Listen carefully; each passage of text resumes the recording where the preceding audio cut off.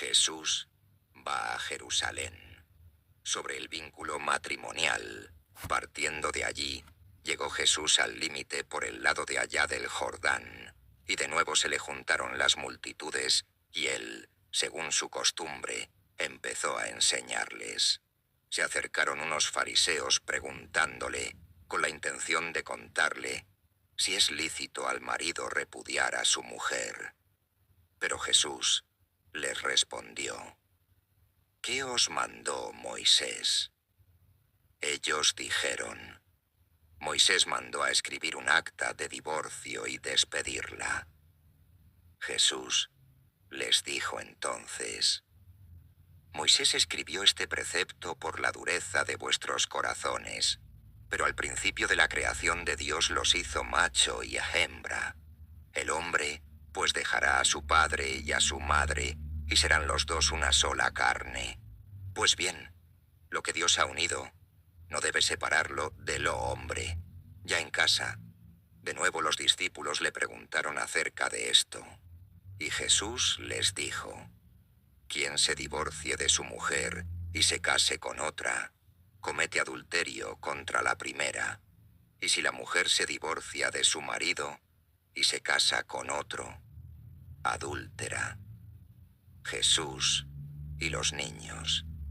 Le llevaron unos niños para que les impusiera las manos, y los discípulos reñían a los que los presentaban. Pero Jesús, al advertirlo, se indignó y les dijo: Dejad que los niños se acerquen a mí, no se lo estorbéis, porque de los que son como ellos es el reino de Dios. En verdad os digo, que el que no reciba el reino de Dios como un niño, no entrará en él. Y abrazando a los niños, los bendijo imponiéndoles las manos. El joven rico y Jesús. Como saliera Jesús de camino, un hombre corrió a preguntarle, arrodillándose ante él: Maestro bueno, ¿qué debo hacer para heredar la vida eterna? Jesús le dijo: ¿Por qué me llamas bueno? Nadie es bueno sino solo Dios. Ya conoces los mandamientos: no matarás, no adulterarás, no robarás, no levantarás falso testimonio, no defraudarás, honra a tu padre y a tu madre. Maestro, replicó él, todo eso lo he observado desde mi juventud. Jesús lo miró con amor y le dijo: Te queda una cosa por hacer. Anda, vende todo lo que tienes, dáselo a los pobres y tendrás un tesoro en el cielo.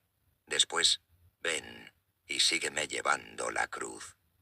A estas palabras aquel hombre frunció el ceño y se marchó entristecido, pues tenía muchos bienes. Peligros de las riquezas. Mirando entonces alrededor, dijo Jesús a sus discípulos, que difícilmente entrarán en el reino de Dios los que tienen riquezas. Y los discípulos quedaron estupefactos ante estas palabras. Pero Jesús les dijo de nuevo: Hijos, qué difícil es que entren en el reino de Dios los que confían en sus riquezas. Más fácil es que pase un camello por el ojo de una aguja que un hijo entre en el reino de Dios. Aún más extrañados aún, se decían: ¿Quién puede salvarse entonces? Y mirándolos Jesús fijamente, les dijo: Es imposible para los hombres, pero no para Dios, pues a Dios todo le es posible. Premio a la pobreza evangélica. Y Pedro se puso a decirle: Pues nosotros lo hemos dejado todo, y te hemos seguido. Jesús respondió: En verdad os digo que nadie deja casa, hermanos, hermanas, padre, madre, hijos o tierras por mí o por el Evangelio, que no reciba el 100 por 1 ya en este mundo, en casas, hermanos, hermanas, madres, hijos y tierras, con persecuciones, y en el siglo venidero, la vida eterna. Muchos primeros serán últimos, y los últimos primeros. Tercer anuncio de la pasión.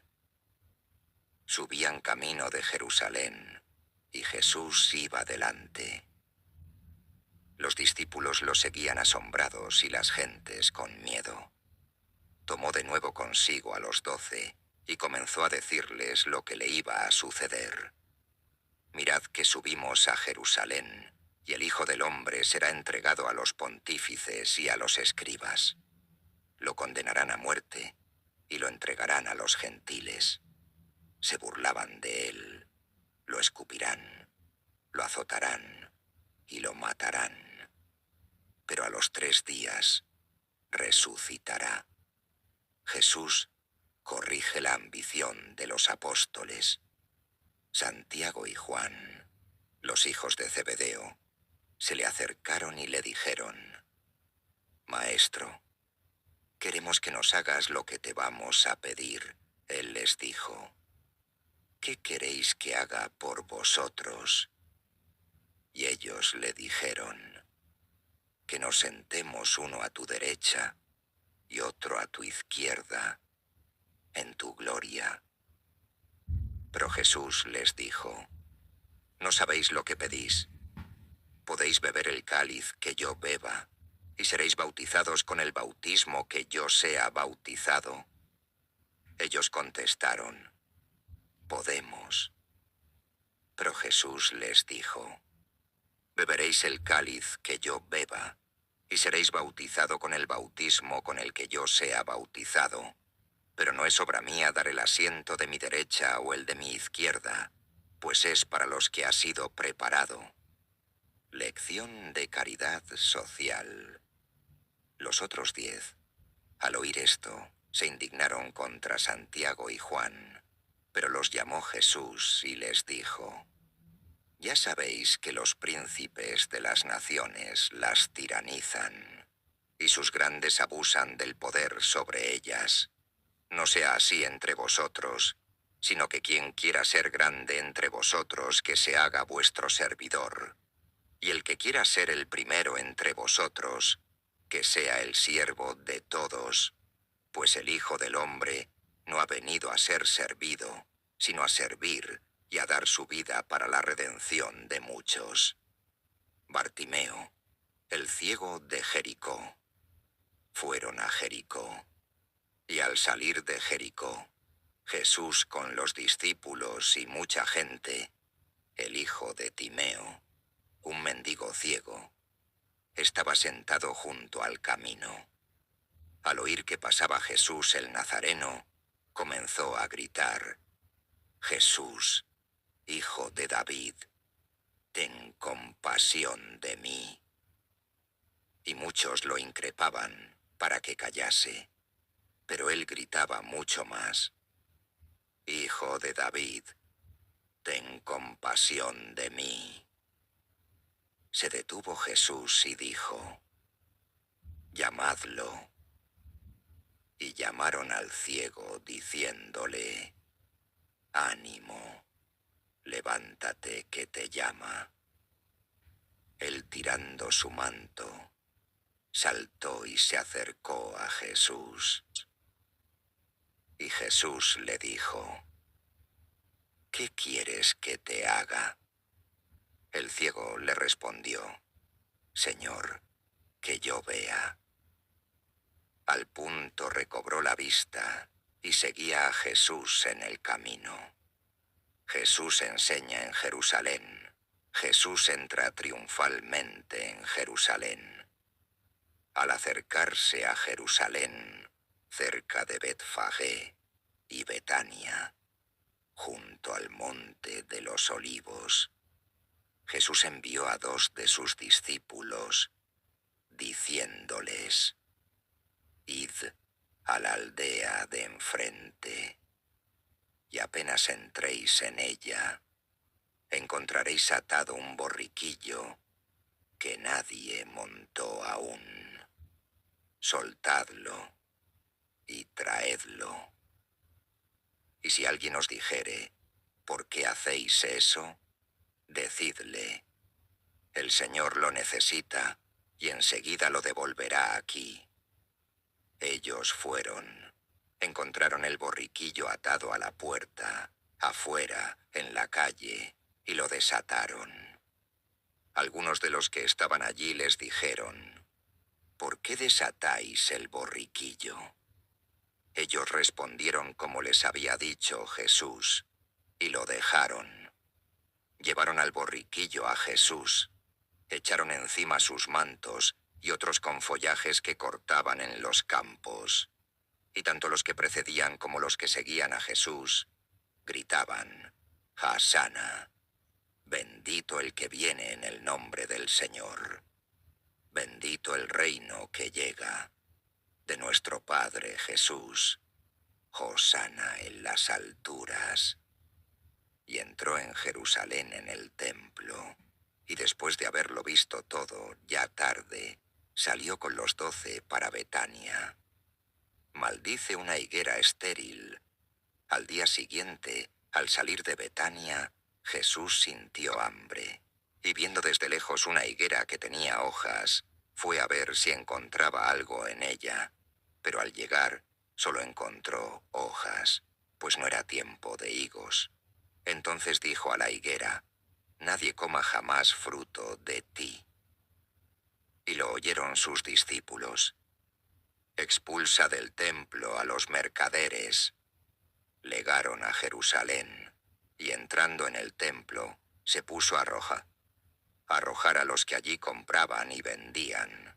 Volcó las mesas de los cambistas y los asientos de los que vendían palomas, y no permitía que transportaran objetos por el templo. Y les enseñaba diciendo: ¿no está escrito que mi casa ha de ser casa de oración para todas las gentes? Pues vosotros la habéis hecho una cueva de ladrones. Supieron esto los pontífices y los escribas, y buscaban el modo de perderlo, pues lo temían, porque toda la gente estaba asombrada de su doctrina.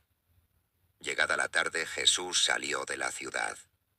La higuera maldecida se seca. Fe y oración. Al pasar otra vez por la mañana cerca de la higuera, la vieron seca de raíz.